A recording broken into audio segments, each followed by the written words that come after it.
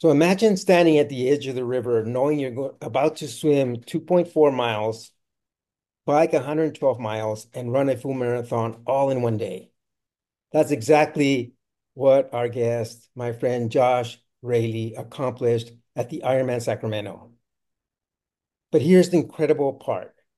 Just a few years ago, Josh had never done a triathlon before. Hi, everyone. Welcome to the EYM Coaching Podcast. My name is Victor Vizcaino. I am your host. And today we have an incredible story to share. Josh's journey from his first sprint triathlon to accomplishing one of the toughest endurance challenges in the world is nothing short but inspiring. We'll be talking about the training, the challenges, the mindset that it took him to get to the finish line. Whether you are an athlete or just someone who's looking for a little bit of inspiration and some motivation, today you're going to love this conversation. Josh, welcome to the podcast. Hey, thanks. Thanks for having me, Victor. So let's start with your journey. What inspired you to start doing triathlons? It's a kind of it happened on accident, really. I had some health issues in 2017, and I needed to get healthy. And I started walking, and I walked quite a bit. And then the winter came along, and it got cold, and I kind of got fat again. And so the next year, I kind of did the same routine. I walked, I got healthy, and then in the winter, I decided, well, I need to find something I can do in the winter, and so I started swimming. And I got really fast. I watched the um what like effortless swimming and that. And I kind of taught myself to swim. My wife helped me a little bit, but I couldn't breathe, and I swam with a snorkel for like 2 or 3 years. I would tell myself, hey, I'm getting the full workout with a third the skill. And I'd swim, and I was really pretty fast. I was doing 145 hundreds, and but yeah, I took the snorkel off. Couldn't, I'd be winded by the end of the swim. So anyway, one of my friends said, hey, you ought to come to Team Blaze. We got coaching, and they'll square you out, get you straightened out. I'm like, okay, but I really don't want to do any triathlons. I certainly don't want to run. And so anyway, I signed up. It's a good deal. And I came, and the first day, Jim Greer was there, and he said, hey, I have the perfect triathlon for a beginner. And so anyway, I went to swim lessons, swim practice for a couple weeks, and then uh, Shelly invited me to come run, and I was like, oh no, I don't run. And anyway, after a few times, I coming about July, I decided I could probably do that triathlon. I might have to walk it's only a super sprint, so it was really really short, 6 mile ride and a Was 200 that yard the swim. was that the Diamond Lake, yeah. And I think So that's where I met you because you were a little bit yeah, walking from the parking lot to the race, and you were sharing with me that you were a little bit nervous because it was going to be your first yeah, I triathlon. was terrified. Yeah. And so, yeah. So anyway, I signed up for that just thinking, okay, well, we'll just go, and, my friends are there, and I'll see what it's like. And so anyway, so that was kind of what happened. And about the end of July, I thought, well, I may as well try to learn to run. If I'm going to do a triathlon, I had at least pretended to do a run. And so I tried to run, and I was like at max heart rate, and it's just terrible. So anyway, then about a week before, we had a practice triathlon out at Diamond or at Medical Lake. So I went out there, and I was nervous and scared, and but we got in the water, and it started to be fine. I swam out to you do a real short swim out to around an aerator there, and I kind of got in the front, and I swam for a bit, and I was feeling fine. And then I looked up, and I saw some of my fast teammates coming around the corner behind me, and I totally panicked, and heart rate was up. I had these stupid form goggles on with the digital show me my heart rate, and I tried to calm myself down, turned over, did elementary backstroke, and I watched my heart rate go 168, 170, 180. Just panic. So anyway, somehow I got done with that. I got on the bike. I had a great time on the ride. I ran, walked all the way around it. But anyway, that moment of sheer panic, was a flight or fight moment for me. And I came back and did that same race or same practice 6 times the next week until I was only a little bit terrified. And so then the race came, and I went out and I met you. I think we parked right next to each other and walked in, and I did the race, and it went way, way better than I thought it would go. I started at the very back of the swim, and I swam, and there were all kinds of people, a lot of beginners in that race, and people were panicking. And I had that problem, all these problems to navigate around. And so it's kind of nice because all the problems are external to me. If you're solving things out there, it's a much easier than trying to solve things in here. So anyway, so I did that race and had a great time, won my age group. And then as I was driving home, I looked and I was first overall. Oh, So I was like, "Whoa, I'm different than I thought I was." Which I really, if you extrapolated my time out to the sprint triathlon rather than the half, double everything, I would have been 40th or so. But still, it was a great time, and I, was worried about even finishing the swim, and I came in at the top. So so anyway, yeah, you know, so that was kind of my start. yeah, that was your start. So did your dream was always I'm going to do a full Ironman, or was it just one step at a No, time? I don't think I had that dream until the 28th of October this year. Okay. No, not a plan. It just one step after another. So So yeah, so I what was started running. the next big challenge after the sprint? Yeah, so basically what happened, I was running with the Team Blaze folks, and a lot of them were doing Oregon, and it's like that's a lot. That's a big step. But all my friends were doing it, and they were around my level. If they're going to be able to do it, I should be able to at least try, and that'll motivate me to go because kind That's of the half, right? I got addicted to that fear. I think Lacey talked about it on your podcast a while ago, that fear where you have something to you sign up for something and you're just scared to death and you do it, and for like that one I went and did it and it was great fun and it turned out, and so I had that itch for that. Let's try something hard and see where we land. I may not be able to finish it, but I'm going to try it and I'll probably have a great time. So I signed up for that, and then that motivated me to train because it was incredibly scary. And I've never been an athlete. I played racquetball a little bit and I played tennis, but I was always the last kid picked on the playground. It was never in my mind that I'm an athlete or anything like that. And I thought I had friends that were triathletes. I thought they were crazy. So, Yeah. um, And but so anyway, so I signed up for that and did the Oregon half. That was my next challenge. so And you feel? How'd you feel after that? that one was a great time. It didn't go quite as planned. I mean, the swim was great. The bike, I felt terrific until I didn't. I think that's a big trap of the bike is you get on the bike and you feel great and you don't hydrate and you don't eat because you feel great, and then suddenly you start to get not feel quite so great, and then you're a little too late. So I did pretty well on the bike, and then the run I couldn't really run. I'd run walk, and anyway, but I finished in plenty of time, and I finished, and it was good. It was a great time, and we learned something, and so then after that, I had this fear of not having something to train for, and I was also I don't want to just train for something I know I can do. And so The I ch- signed up for a marathon right after that, and I kind of had short time, and I went and did a marathon and finished that as well. was Hayden the Lake, Hayden Lake. Hayden Lake, yeah, which is it was an adventure. It's a lot of vertical on that one. Uh, Mhm. so yeah, so I, It's I did challenging. that.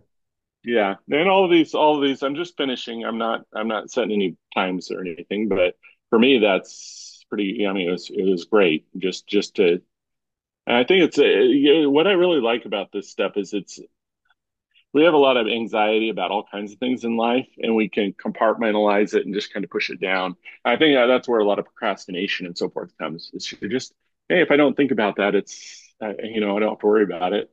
And this is kind of playground where you have to take out your anxiety. You have to take it out, play with it, see what happens. And absolutely.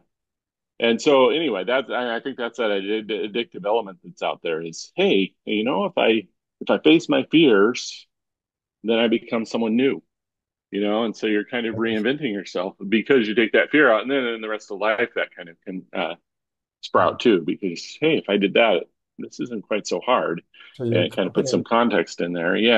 confidence Yeah. level So going up. yeah. So that was kind of the so yeah. Once I had done one or two of those, then it's like, what can I do that's harder?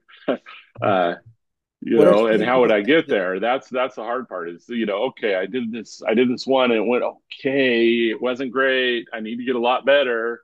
Um, and so what can what do I have to do that? Um, so yeah, I think that race was in October. The Hayden Lake race is middle of October. And then I believe I signed up for Ironman California almost as soon as it opened, like November of how the much next time month. you had almost a full year So I to had a full year to prepare. what is going through And your mind when you registered? I'm crazy. um, yeah, yeah, I had that in my mind. Number one, it's totally scary. If I fail, it'll be embarrassing, but there's no harm, Yeah. and it'll be a motivation. It's a New Year's resolution with a deadline, and it's going to be, I'm going to have to do a lot of work to get there.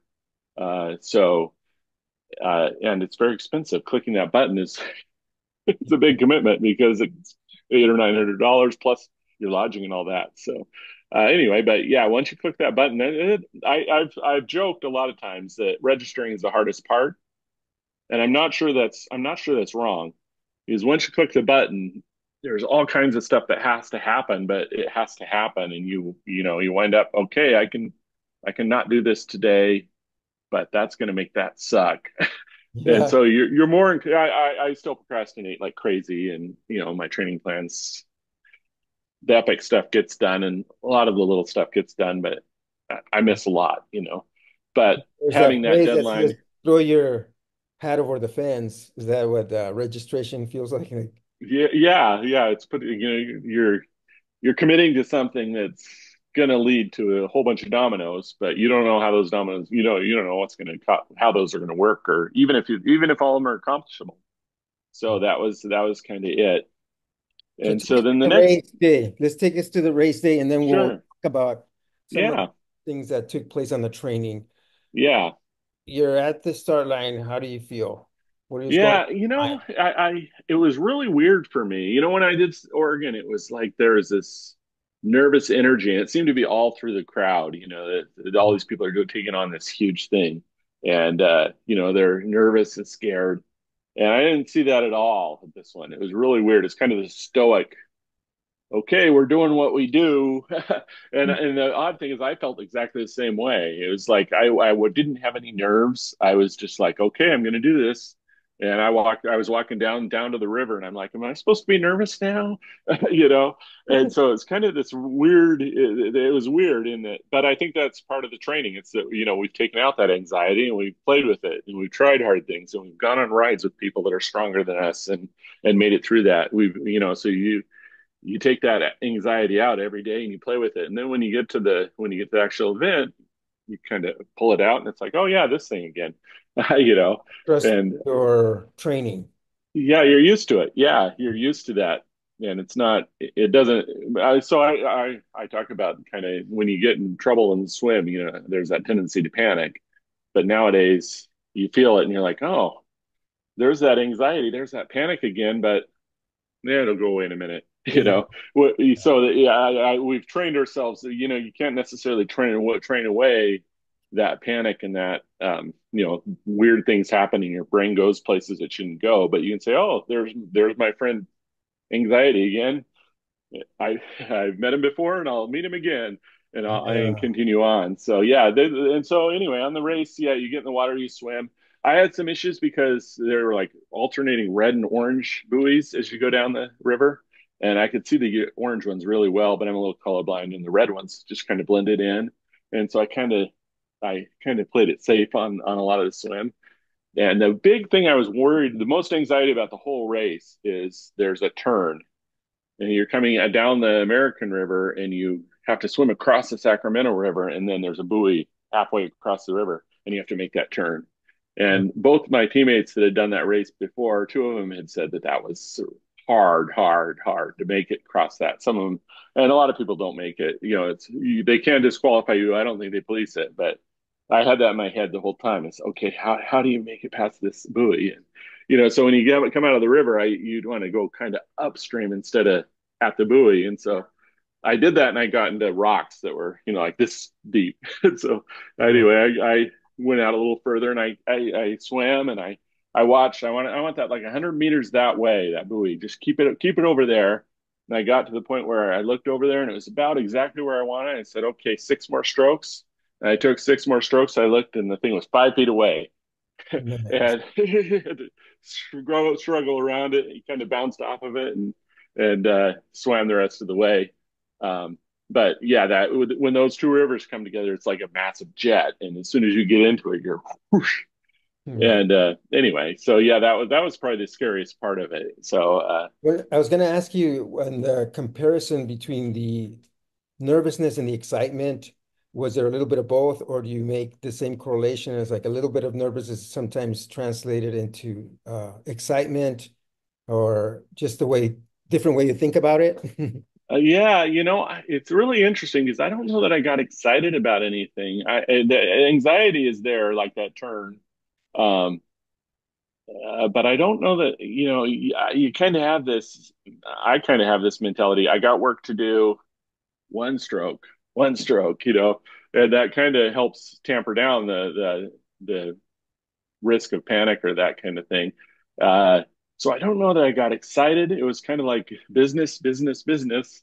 But then you have those moments where anxiety comes up, or you have a problem to solve, and that kind of get you a Or little bit riled get up. her Yeah, done. yeah, get it done, get it done, get it done.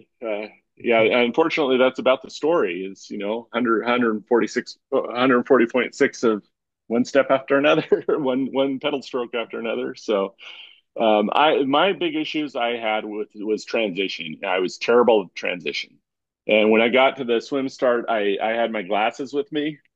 I had my running hat with me, and so it's like they had a glasses table, but I didn't know how it worked, and I don't need them that badly. I had my sunglasses at the with the bike, so I put my glasses and my hat in the morning clothes bag, which you don't get back until after the race, and Right. so anyway, and then when I got to when I had issues with transition the whole time. It's like I just didn't get everything in order, and so that's where you're not busy. You can't just put one stroke after another. You have to think, and you're just Focus. kind of rummy. You just got done doing something, and so, but that gives you problems to solve and Yeah. things to work through. So, actually, the video I bought the little video, and I come out of transition two, and I'm like, do I run this way? And I had my bike gloves on, and I hadn't taken them off, and I didn't have my glasses, I didn't have my hat, so I run the whole race in my So you would say that that was some of your biggest challenges during the. it was kind of interesting because I've kind of um, like I said, it was one business, business, business. I did my main focus was my coach told me the reason you had the cramps at Oregon is because you didn't eat, you didn't drink enough. Yeah. You need to eat, eat, eat. And so the whole bike ride, that was what my focus is. At least every, eat a bar, eat a gel, at least, between each aid station, and then make sure you eat at the aid station. And yeah, it was 112 miles, and the first it was 2 laps, so you go out and back, out and back. And the unfortunate part of this race was that there's about 8 or 10 miles that are straight, and the wind was in our face on that 8 miles. And so, and in the morning, it wasn't terrible. It was annoying, but the second lap, it was pretty concerning. You look down at your speedometer, and you're going 12 miles per hour, and you're like, man, I must be dead. And then you realize, well, I'm still passing people. Nobody's passing me, so I'm not, there's a lot of wind. So anyway, yeah, and I did get one set of cramps on that bike ride, like something kind of locked up a little bit. I just shook it out and it was fine. So Yeah. it was kind of so I that were there are these alarm bells that go off. Uh-oh, I have a but it really was actually quite a bit. I was expecting a lot worse, and part of it was that I did follow the regimen and I ate my bars until I couldn't eat bars anymore, and I made sure I got gels, I made sure I got electrolytes, I drank water, and so it You took was one of the better care of bike rides it. I had. The week before, a couple weeks before, I did a big ride and I cramped both legs, and you know still managed to go through it, So this time but you took care of your nutrition, hydration I much better. Yeah, yeah. And so yeah, I had one issue with one leg where it kind of cramped up and that worried me and I shook it out, and after a little while I got back to business, business, business, business, keep pedaling, and then by the time I got done with the run, I didn't even remember it. So, it's like it Was didn't. there any time that you felt doubts that you were going to finish? Yeah, about mile 4 I couldn't eat anymore. What, for the So run? what's that on the run? Yeah. So I started running, and about mile 4 I'd start to eat and I'd feel like puking. Yeah, there was one time I thought I might, and I I just didn't and kept Oh, going, and felt and nauseous, but you then never threw up. yeah, I felt real nauseous, and then I'm thinking, well, I got 22 miles to go, and if I don't fuel, I very well could get in trouble, be dead at the end or tired, wear out. Um, but it was fun. It was okay. I basically would run, and they had bone broth out there, and um, they had Coke, and so I'd take some of that, I'd just sip it, and then probably about mile 18 or so, I grab a few grapes, and I got a little nutrition. I probably still had plenty of calories from eating too much on the bike, but How were you and I'm a feeling at big mile 18? what's that? How were you feeling physically and mentally at mile 18 of the run? You know, I had said I had my strategy for the run was to do a run walk. I was doing a 30-second walk every 2 minutes. So I'd run for 2 minutes, I'd walk for 30 seconds, run for 2 minutes, walk for 30 seconds. I had a little timer. I have probably have a scar from it that would beep at me. And so that was my plan. And that worked for about 7 miles. And then I was starting to get lazy, and I would walk for 30 seconds, and then I'd run for a minute and a half or so.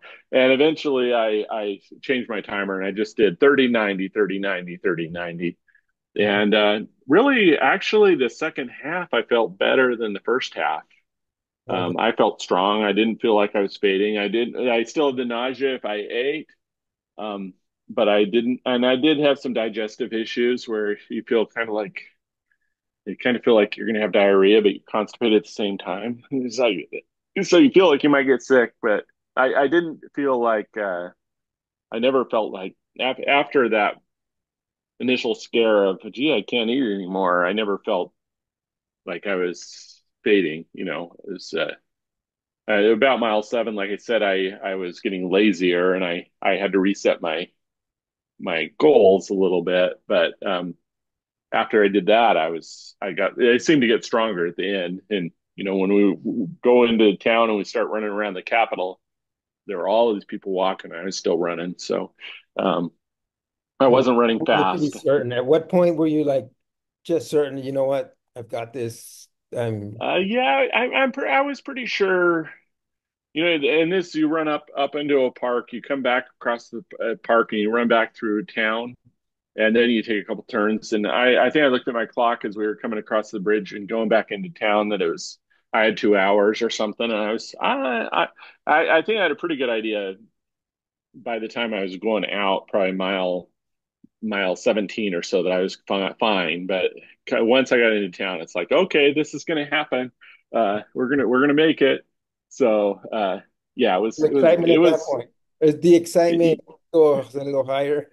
Yeah, a little bit. It was still business as usual. It's like still got to do the work, and you can't.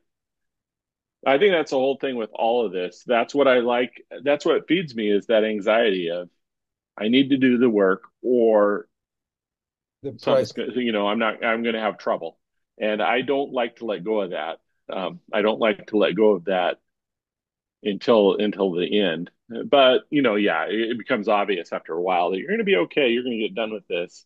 But I don't know if I until I got right around you kind of make a couple of laps and go up on a detour, and as you start to come around, I'm like, okay, I got this, and I could start getting excited about running down the chute and all that. Um, so yeah, it was What did it feel like to cross the finish line?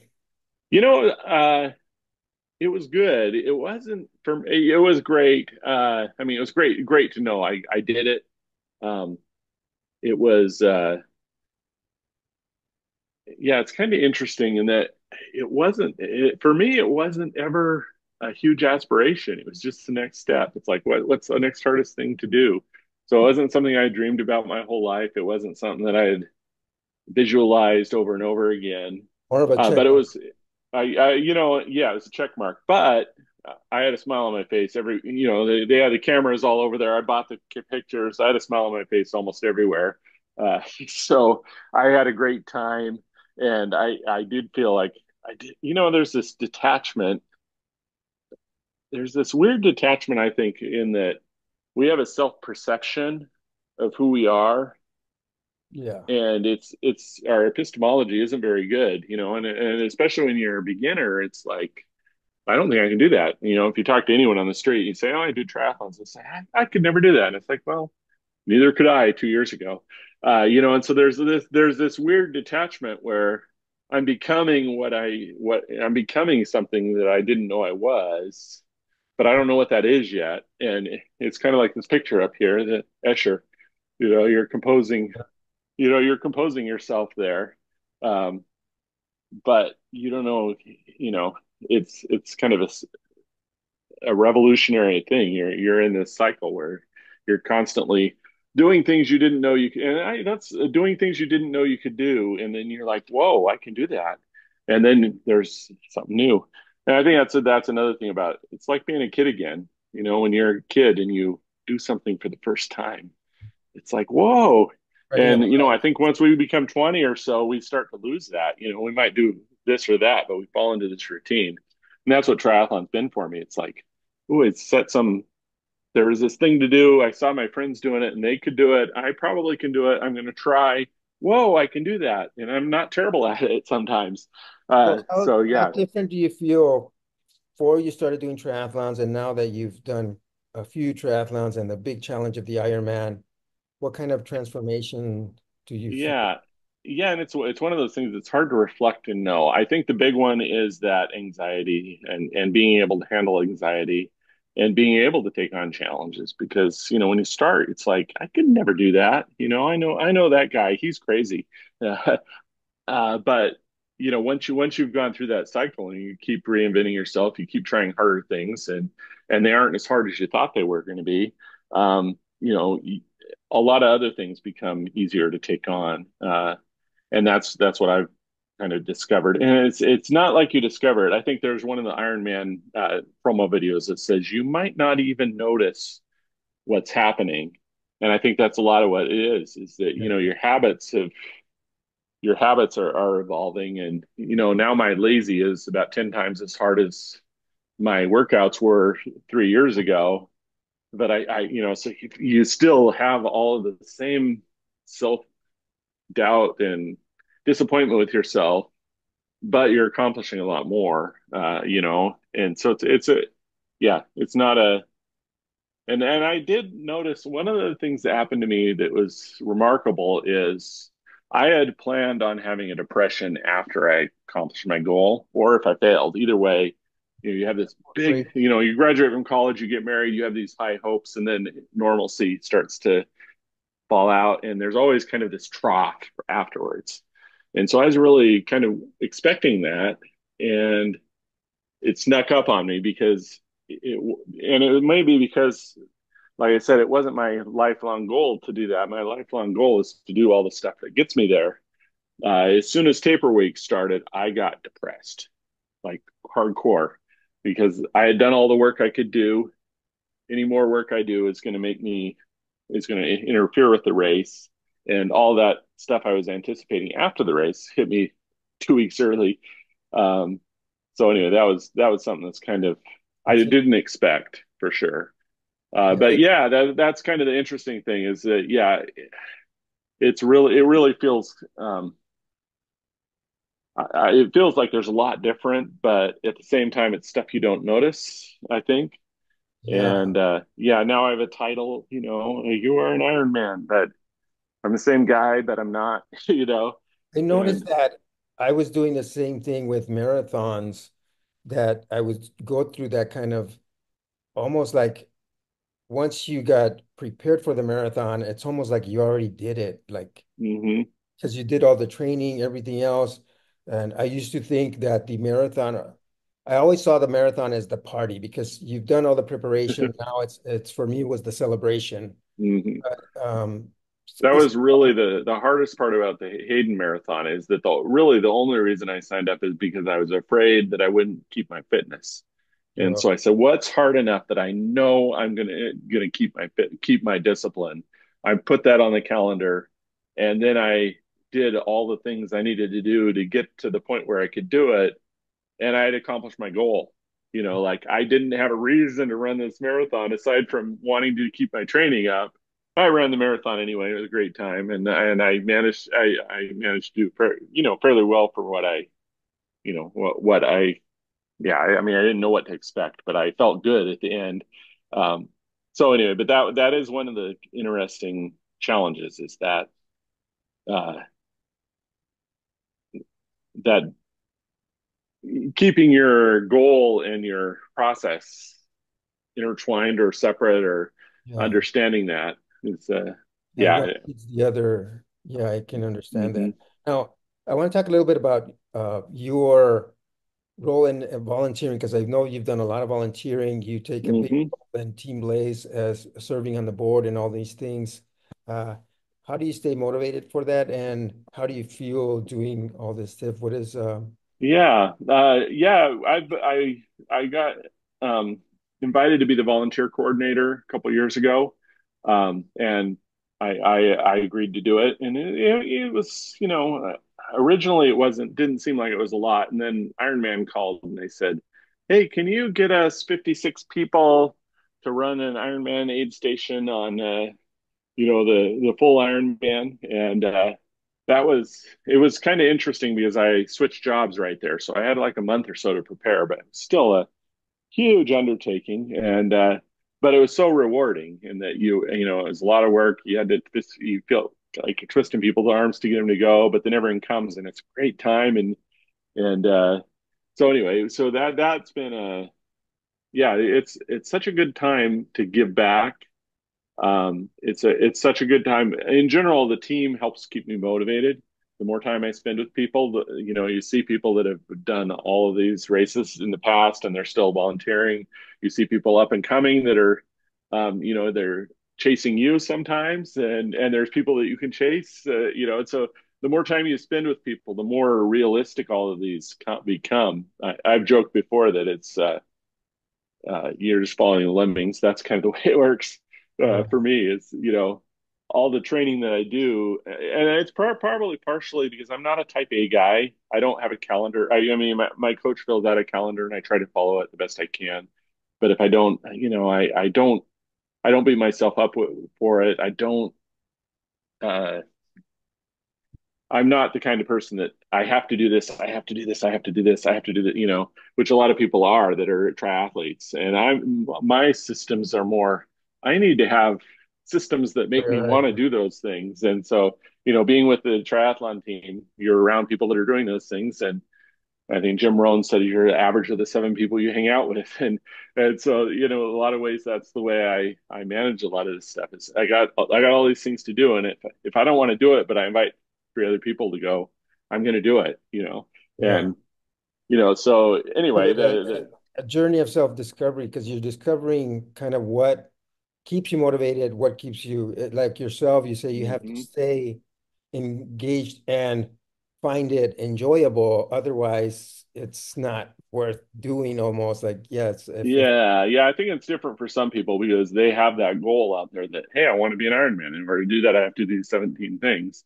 And mine was a little bit different in that I'm a little bit detached from that. And I want to, I'm addicted to that. Let's see what's next. Let's try something really hard and see what happens. And then, whoa, it worked, and, so I'm addicted to that. But in order to get there, the social aspect of it really is helps me a lot because if I have a commitment, if I know I'm inspiring someone and they're wanting to come with me and learn from me, or if I'm these guys are a little stronger than me, I'm going to have to work really hard to keep up with them. But they invited me, I'm going to try. Those kind of things really keep me going, and they help me improve.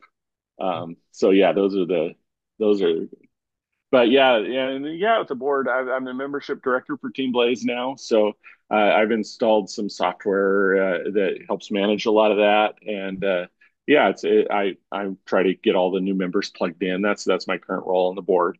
Try to get people figure out what people's goals are, and try to get them plugged into the team and know what the events are. Yeah, so what that's kind kind of of what I'm doing there now.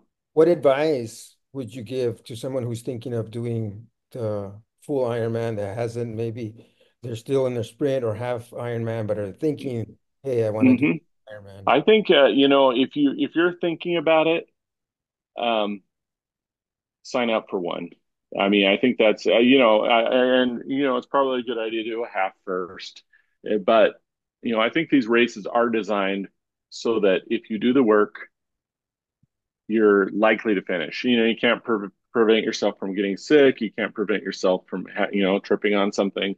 But a good portion of people are going to weather, but a good portion of people are going to succeed. So really, like I said earlier, sometimes signing up is the hardest part.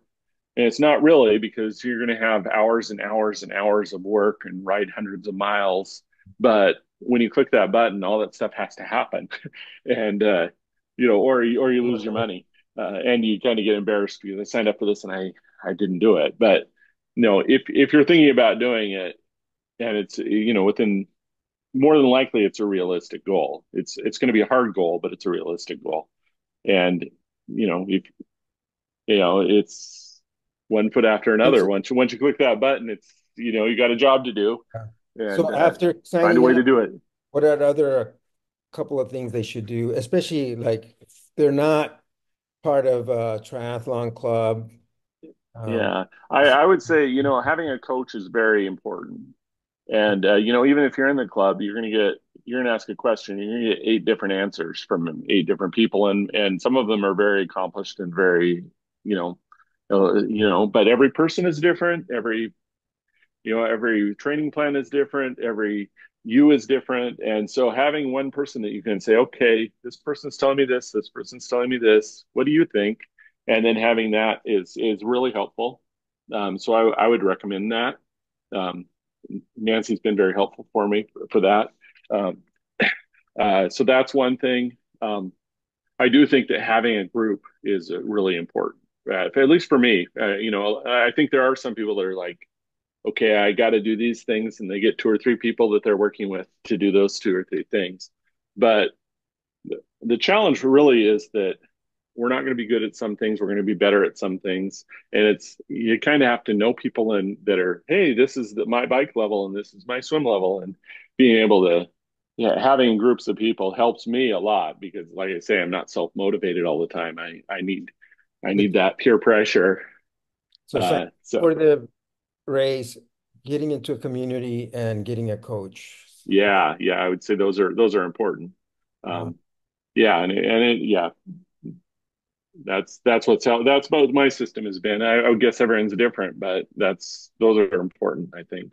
I always hear the word, and I use it myself, that, but more with marathons because I more specialize in coaching Hmm. marathoners, and that li m marathons are a metaphor for life. And you hear it in a lot of the speeches and talks and motivating about marathon resembling goal. This is not a this isn't a sprint, it's a marathon. This isn't, it's always used as a metaphor. Do you feel like a triathlon, like an Ironman, those are there resemblance of does it trickle down to other parts of your life, your training? Yeah, I think the thing about triathlon that's special is that you always suck at something and you got to do it anyway. And that's the hard part about life. Life, sometimes you can get away with, I don't like that. I'm not going to do it. I'm going to pay someone to do it. Yeah, But uh, you're much better off to be able to know where your limits are. And I think that I think that really the triathlon makes you face some of your limits and do things that you're not good at doing. And that's part of the reason the communities are so good is we're all humble, we're absolutely. all bad at something, and even if we get really good, we're still not where we want to be. And that's the way life is too, and it's weird because yes, we can accomplish all our goals, but it's always that 2 miles that you missed at the end of your long run that you measure yourself by. And I think we do that in life too on all fronts. It's like and so anyway, doing something hard makes dealing with your everyday stuff. Uh, Yeah. it's still the same, but it's different because you do have that you've taken that anxiety out and played with it and put it back in. And it's the same anxiety in life as it is in the game, in the triathlon game. And so you're not as scared of the anxiety. I think you still have it and you still have to battle through things that you're not good at, but it does. I It's a do think it process. translates. Yeah, I do think it You learn to say, translates. hey, anything hard, there's a process. I'm going to get through with this, just like I got through with the Ironman. I can get through with this, or I've done harder things. I Uh huh. can do this. Yeah. Yeah. Awesome. What is future for you? What are your future goals? What are your next big thing? Because I know you're always challenging yourself bigger and bigger. At some point, does it come to it's like, okay, that's about as far as I'm. Yeah, that's kind of where I am. I did look at ultras, and my coach is like, "Sure, you even want to think about that?" And I'm not sure. Yeah, there's a nice run from. I saw a run from Mullen to St. Regis or something. I'm like, "Oh, that looks like fun." And click the button and have 6 months of insane training, kind of fun. But I opted against that. I think next year I'm going to try to just just Chill. just well, not chill. Yeah, that's what I thought. I'm gonna take it easy. I think I'm gonna do Windermere half marathon. I'm gonna do the Oregon 70.3, which I did a couple years ago. I'd like to beat my time. I'm gonna do the Long Bridge swim. I think I'm gonna do Fat Salmon in Seattle. So two swims, and I'm planning to do Portland Marathon. So that's chill. But it's not really. I mean, it's those are it's a big schedule. So, Yeah. but I think it's a schedule where I don't have to look like massive goal out here, and I have to do everything in line to get me to that goal. It'll be a little bit more who's training for what, and can I come alongside you? And the marathon training is tough for me because if you call someone and say you want to run 20 miles at 12-minute miles or 13-minute miles, you don't get a lot of takers, and I'm a social animal. Yeah. So that's going to be the hard one for me this year. That was a hard one for me last year. I did Coeur d'Alene, and I kind of burnt myself out of running. So anyway, but yeah, I'm going to try to do a little bit smaller scale, but be more engaged with teammates. And as the team grows, there's a lot of people they're going to be doing this race, and I can ride with them, and then towards the end, I'm going to have to focus on that marathon. But All right. yeah, and we'll see how that works. I might have to find something hard to do. I could do another Ironman in a couple years, with more hills or whatever. So. But Uh, it's hard, but we'll see. even if you keep it the same, if you're trying to improve your times, that can be even a bigger challenge. Uh, Yeah, yeah. I'm pretty sure I beat my time at Oregon just because I understand the nutrition and so forth. right. It was definitely a beatable time. You never know with wind or sickness but I that's a pretty good goal for me next year too. So All right. Well, yeah, thank you for being on our show. And I Yeah. look forward to seeing your progress. I mean, I've seen you progress, and you've made such huge progress on all areas, the swim, the bike, and the run. Your contribution for the triathlon club, and Yeah. your Well, and your thanks for all your help too. You've been a great coach, and a lot of that I can attribute to your participation in that. So I've thanks and the words of swims and yeah, the Sunday run groups and stuff. I've really appreciated our time together. So and yeah, and I'm looking forward to being with you guys around Christmas. I should be okay. nice. So we'll go for some few runs. All right. Okay. Thanks for being here again, and I look forward to hearing more of your progress. Sounds good. Thank you. Take care.